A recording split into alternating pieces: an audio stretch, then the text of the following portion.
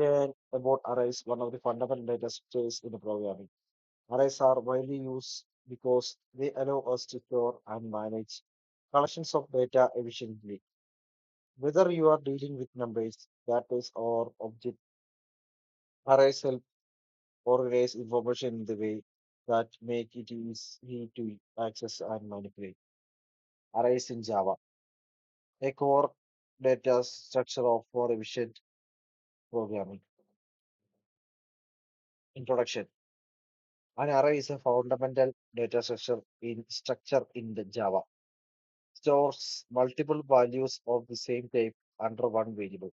Widely used to handle collections of data like student mark, daily temperature, and employee salaries.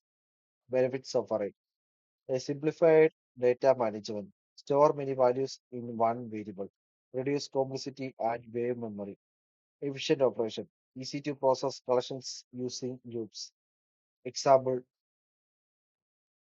calculate total and average marks.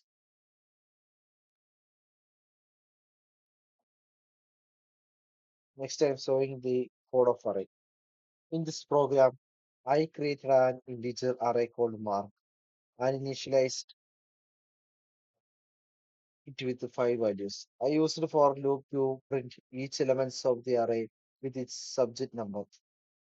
Then I calculate the total mark using enhanced for loop. This shows how the array helps us to perform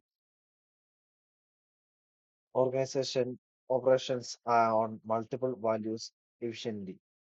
Conclusion of array.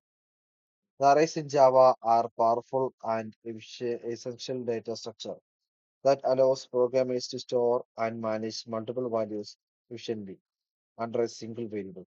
By providing indexed access, the arrays simplify operations such as calculating totals or averages and help management data collections with ease.